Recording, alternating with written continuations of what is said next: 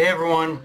So, after reading this chapter, I'm convinced more than ever that Satoda is going to be the one to tell Akira the truth about Rion, as there's just too much going on within the chapter itself that kind of exposes, confirms that she is the one who knows the most about Rion, and how much Satoda herself is almost like this walking contradiction in how, as a teacher, she is committed to the principle of teaching students how to kill, but simultaneously, because what she knows about what likely happened in the past, she also feels personally responsible for making sure whatever happens on that day doesn't happen again. So she almost tries to deter students to stay away from that kind of danger through her lessons, which, while having good intentions with that kind of teaching method, it's a double-edged sword where on one hand you may succeed at deterring students from reckless actions during missions, but you also run the risk of hampering their own potential. But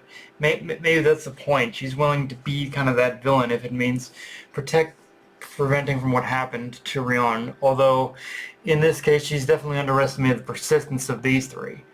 And, which, yeah, on that note, the chapter ends with Shin using his future sight to track Akira's movements and seemingly land a hit on Satoda. So now I think it's more than likely we will finally be getting some questions answered, although now it's just a matter of whether whether we can get an answer to whether Akira can get an answer to her own question, because regardless of who reveals the truth to her, it's going to be a pretty big indictment on Taro and his inability to just kind of be honest with Akira.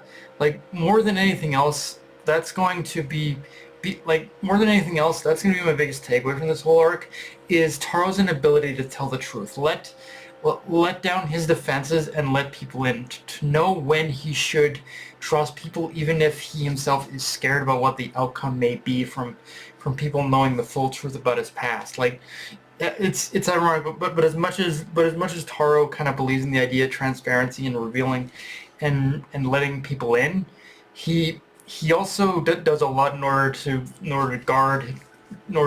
put up guardrails so people don't know the full truth about him either. And this is one of those crossroads, I think, this is one of those crossroads for Taro where he's gonna have to come to terms with what happened. Like, that's the big thing. Like, that's the big thing Taro needs to move on from if he's to have any hope of stopping Uzuki, because it'll not only give himself a more clear-eyed perspective, but it will allow both him and Shin to understand what it is they're fighting against, and in turn give both of them, I think, a better understanding of what they need to do to really improve in order to prepare in order to fight Uzuki, and to know just again what path that they have to take in order to fight back against him. Like, it's all about how perspective is what's going to be the key in order to truly like battle Uzuki here. And it's something I think, and something that Taro, I think, himself definitely needs to learn. One thing I will say about this chapter as well is that it was the most blatant in kind of spoiling how this fight will end, though, as the setup in itself is also very obvious, which is to say that the beginning portions of the chapter focus so much on the idea of defeating Satoda,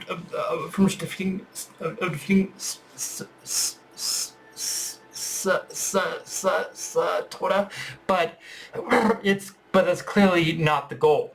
Like, we've seen this kind of idea before, where it's not about so much defeating as it is just landing a hit. As long as Shin can land a hit on her, they've basically passed the test. And again, this chapter very blatantly alludes to how we should expect this to end next chapter, which in itself does make me believe even more that, yeah, Shin did land some kind of hit on her. And even though with Satoda, she'd likely anticipate a lot during this fight, I like how there were a couple moments that did catch her off guard. Like, showing, like, there were moments here and there where we kind of see, like, her kind of almost surprised, and it shows that they did go in with a plan, that they did at least have some kind of idea of, like, how to throw her off guard even temporarily. and also showing that Shin and Akira did actually learn a few things. They weren't just attempting to brute force at this time like they did in the last time that they had fought Satoda. They are trying to find the openings to exploit. And I also like how Shin's case, he took his experience from what happened even on the island and applied the same logic with how to approach like fighting her.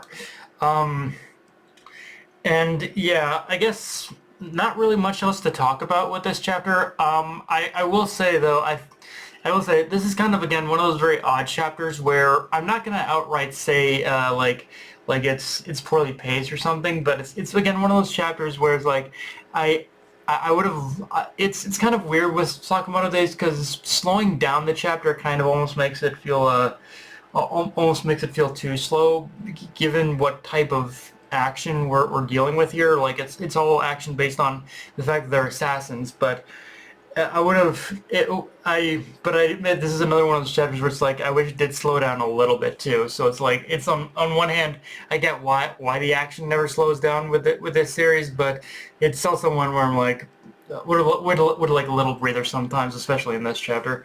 But yeah, guys, that's pretty much all I got for this review. If you enjoyed the video, like, comment, subscribe if you want Blue Sky, Analyst Crunchyroll. Be sure to notification bell with the subscribe button and just hit the run, guys. Dark Knight of Infinite signing off. Later, everyone.